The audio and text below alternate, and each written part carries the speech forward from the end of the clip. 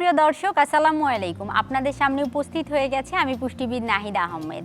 চলে এসেছে আমাদের নিয়মিত আয়োজন আরএফএল জগ শরবত সমাহার নিয়ে। আপনাদেরকে তৈরি করে দেখাবো বেলের ঝাল মিষ্টি শরবত।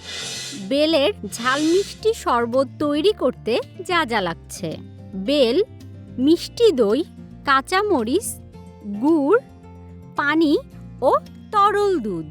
আমরা এর মধ্যে সবার প্রথমে বেল দিয়ে দিচ্ছি। বেল যদি আপনি খাদ্য তালিকা অন্তর্ভুক্ত করেন, বিভিন্ন ধরনের ভিটামিন মিনারেলস তো পেয়ে যাচ্ছেন, এই পাশাপাশি এই সব স্বাস্থ্যগত উপকারিতাও পেয়ে যাচ্ছেন। এমনকি আপনার উচ্চ রক্তচাপ জনিত সমস্যা যদি থাকে, বেল গ্রহণ করার মাধ্যমেও কিন্তু সেটিকে ব্যালেন্সে রাখা অনেকাংশেই সম্ভব।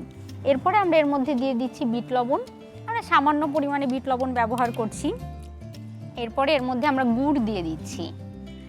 আপনি চাইলে এখানে গুড়ের পরিবর্তে মধুও ব্যবহার করতে পারেন। আর ডায়াবেটিস পেশেন্টরা হলে এটিকে মধু, গুড় এগুলো অ্যাভয়েড করে তৈরি করাটাই ভালো। এরপরে আমরা এর মধ্যে দিয়ে দিচ্ছি পুদিনা পাতা। এটি আপনার ঠান্ডা, কাশি, সর্দিজনিত সমস্যা থেকে খুব সহজেই আরোগ্য লাভ করতে সাহায্য করবে। এরপরে এর মধ্যে আমরা দিয়ে দিব ভাজা জিরা গুঁড়া।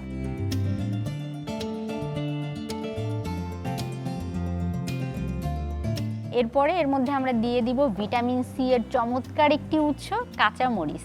কাঁচামরিচ যারা নিয়মিত গ্রহণ করে তাদের কিন্তু বিভিন্ন অসুখ বিসুখ হওয়ার ঝুঁকি অনেকাংশেই কমে যায়। আমরা এখানে 1 চা চামচ পরিমাণ ব্যবহার করেছি কাঁচামরিচ।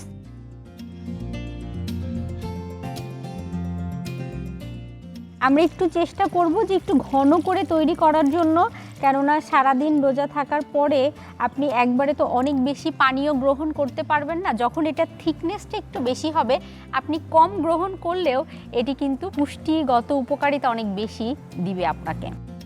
এরপরে আমরা সবগুলো উপকরণকে একসাথে নিয়ে ব্লেন্ড করে নেব।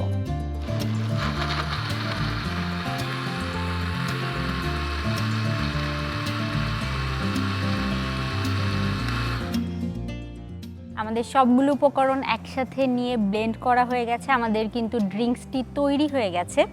এরপরে আমরা এটিকে সার্ভ করে নিব। সার্ভ করে নেওয়ার জন্য আমরা নিয়ে আসছি আমাদের আরএফএল জগ।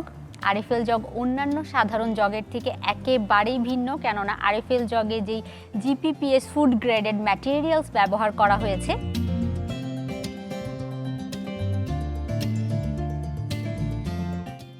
এখন আমরা এটিকে সার্ভ করে নেওয়ার জন্য আরএফএল জগে নিয়ে নিচ্ছি। আর এর মধ্যে আমরা দিয়ে দিব বরফ কুচি। ঠান্ডা ঠান্ডা ড্রিঙ্কস যখন আপনি আপনার খাদ্য তালিকায় অন্তর্ভুক্ত করবেন, সারা দিনের ক্লান্তি দূর করে প্রশান্তি নিয়ে আসার জন্য কিন্তু সেটি সাহায্য করবে।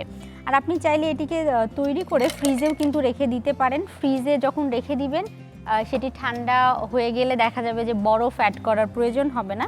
আর যদি হুট করে চটজলদি তৈরি করে ফেলতে চান ইফতারের কিছু মুহূর্ত আগে, তাহলে আমার মতো আপনিও বরফ ব্যবহার করে নিতে পারেন। এরপরে আমরা এটিকে একটি গ্লাসে সার্ভ করে নেব। চলুন গ্লাসটি নিয়ে আসি।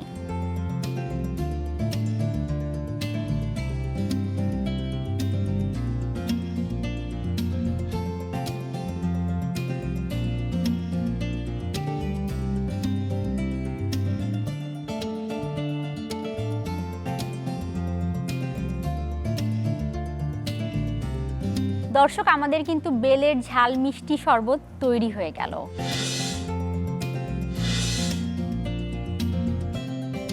দর্শক, আজকের মতো বিদায় নিচ্ছি আরএফএল জগ শরবত সমাহার থেকে।